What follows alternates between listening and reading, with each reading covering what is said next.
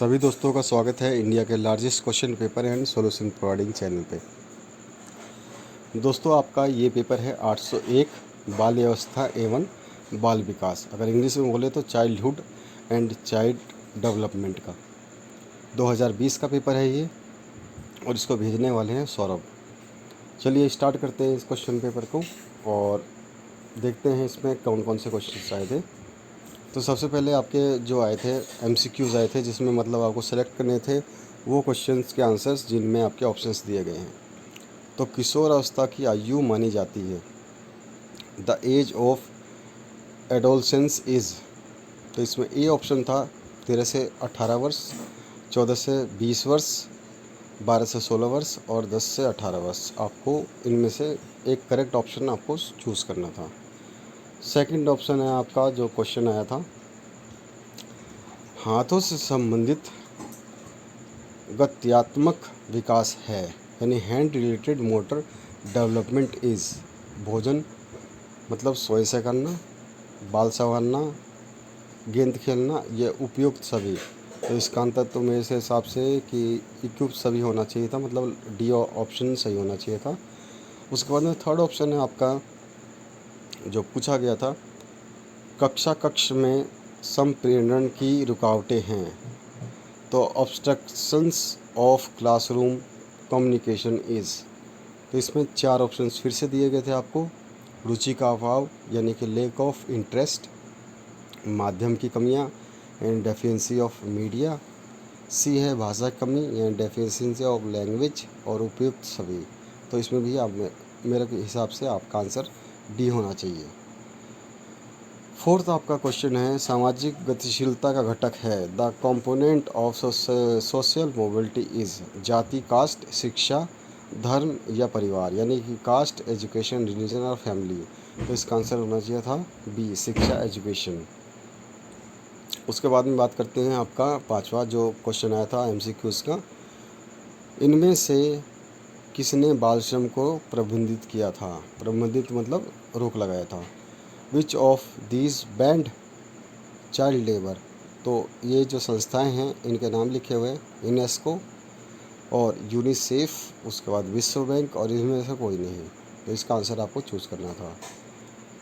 Second option था आपका जोड़ी बनाना, यानी कि मैच कॉलम करने थे। यहाँ अ और ब, हिंदी मीडियम के लिए अ और ब ऑप्शन दिए थे, और इंग्लिश मीडियम के लिए ए और बी ऑप्शन दिए हुए थे। तो इनको देख करके आपको समझना है और आपको इनके कॉलम मैच करने हैं। उसके बाद में आ जाइए तीसरे क्वेश्चन पे। एक वाक्य में आपको उत्तर लेना था, और ये उत्तर जो आपको दे रहे थे वो केवल एक वाक्य में लिख रहे थे। अगर आपने ज़्यादा लिखा है तो भी कोई दिक्कत नहीं, लेकिन आपका जो आंसर है वो सटीक होना चाहिए था। तो पहला क्वेश्चन था इसमें, बुद्धि में स्थिरता लाने वाली अवस्था का नाम लिखिए। Write the name of stage stability in intelligence. Second है आपका, बालक के गत्यात्मक कौशल के रूप लिखिए। Write the type of children motor skill. Third option है आपका, पैरों से संबंधित ज्ञात्मक विकास का एक उदाहरण दीजिए। Give an example for feet related motor development. उसके बाद नेक्स्ट क्वेश्चन था, समाजीकरण का आशय बताइए, यानी कि write the meaning of socialization. पांचवा क्वेश्चन था आपका, आयोडीन की कमी से होने वाला रोग का नाम लिखिए। Write the disease cause by lack of iodine. तो मुझे यहाँ तक याद है, बचपन से पढ़ता है, वो घेंगा रोग जो है वो होता है। नेक्स्ट क्वेश्चन की तरफ मूव करते हैं। प्रतिभाशाली बालकों के लिए किस किस प्रकार के शैक्षिक सामग्री उपयोग की जानी चाहिए। What types of learning materials should be used for gifted children। और उसके बाद में पांचवा क्वेश्चन है आपका, शारीरिक गतात्मक विकास की कोई 2 परिभाषाएं आपको लिखनी है, या फिर आप एक भी लिख सकते थे, write any one definition of physical moderate development. छठा क्वेश्चन है, हकलाने के कारण बताइए। What are the reason of stuttering. उसके बाद में सातवां क्वेश्चन जो है आपका, पुरस्कार के प्रकार बताइए। Write different kinds of reward. आठवां क्वेश्चन है, शिक्षा में स्पर्धा के क्या लाभ हैं। Write the importance of competition in education. 9th question है कुपोषण से आप क्या समझते हैं, what do you mean by malnutrition. 10वां क्वेश्चन है 3 से 5 वर्ष आयु वर्ग के बालकों के लिए शैक्षिक कार्यक्रम बताइए। Write the educational program for children of 3 to 5 years of group. इसका और ऑप्शन जो आया था उसमें लिखना था स्थूल गति कौशल की विशेषताओं का वर्णन कीजिए। Describe the characteristics of gross motor skill. उसके बाद नेक्स्ट जो क्वेश्चन था आपका 11वां, रूढ़िवादिता के शिक्षा संबंधी परिणाम बताइए। Write the educational related consequences of stereotyping. उसके बाद में और ऑप्शन आया था इसका, फूले का सामाजिकरण का सिद्धांत क्या है, what is socialization theory of Cooley. उसके बाद में आ जाइए 12वें क्वेश्चन पे, बालक के समाजीकरण के सामुदायिक की भूमिका क्या है, what is the role of community in socialization of children. उसके बाद में आ जाइए नेक्स्ट क्वेश्चन, इसी में आपका और ऑप्शन आया था शिक्षित समाज में जेंडर की परिभाषा लिखिए। Write the definition of gender in a educated society. 13वां क्वेश्चन था किशोर अपराध की विशेषताएं बताइए। Write the characteristics of juvenile delinquency. और ऑप्शन आया था बच्चों को श्रम और शोषण से बचाने हेतु बाल अधिकारों को बताइए। Write the children rights for preventing child from labour and exploitation. इसके बाद में आ जाते हैं 14वें क्वेश्चन पे, 14 क्वेश्चन पे, विकास में होने वाले परिवर्तनों का वर्णन कीजिए। Describe the changes in development. और ऑप्शन आया था सतत एवं जीवन पर्यंत समाज विकास में विद्यालय के योगदान का वर्णन कीजिए। Describe the contribution of school in process of continuous and life long overall development. उसके बाद में आ जाइए 15वें क्वेश्चन पे, शारीरिक एवं गात्यात्मक विकास को प्रभावित करने वाले कारकों का वर्णन कीजिए। Describe the factors affecting physical motor development.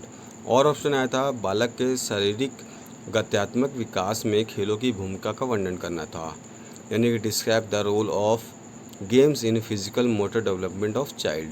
16 question था कक्ष संप्रेरण को प्रभावित करने वाले कारकों का वर्णन करना था। Describe the factor affecting classroom communication. और ऑप्शन आया था बाल्यावस्था में सामाजिक विकास को समझाइए। Explain the social development in childhood. 17वां क्वेश्चन था आपका बाल श्रमिक बनने के मुख्य कारणों का वर्णन कीजिए। Describe the main reasons of becoming a child labour. इसका और ऑप्शन आया था वैश्वीकरण की आवश्यकता को समझाइए। Explain the need of globalization. और 18वां क्वेश्चन था आपका जो लास्ट इस पेज का है, स्वयं के विकास में सहयोग का योगदान बताइए। Write the contribution of cooperation in self development. और ऑप्शन था बालिकाओं के शाला त्याग की समस्याओं का वर्णन कीजिए। Describe the problem of drop out of girls children. इसके बाद में हम आते हैं लास्ट क्वेश्चन, जो आपका लास्ट जो पेज है उस पर लगाव के मानसिक घटकों का वर्णन कीजिए। Describe the mental factors of attachment. और ऑप्शन आया था बाल्यावस्था में संवेदनात्मक विकास को समझाइए। Explain the emotional development in childhood. 20वां क्वेश्चन था आपका विकासात्मक सिद्धांतों की शैक्षिक उपयोगिता का वर्णन कीजिए। तो इसका जो इंग्लिश वर्जन है, describe the educational utility of development of theories. और ऑप्शन आया था सकारात्मक विधि क्या है, सकारात्मक की दशाओं का वर्णन कीजिए। What is interview method, describe the conditions of interview. तो आशा करता हूँ ये पेपर पूरा आपको समझ में आया होगा। 2019 के क्वेश्चन पेपर हमने डाल दिए हैं, उससे आपको काफ़ी हेल्प मिलेगी।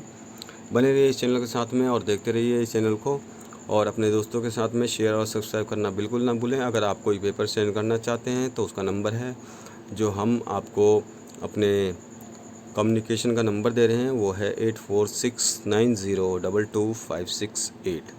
अगर आपको कोई भी कमी लगती है तो आप कमेंट में हमें कमेंट कर सकते हैं। Thank you very much.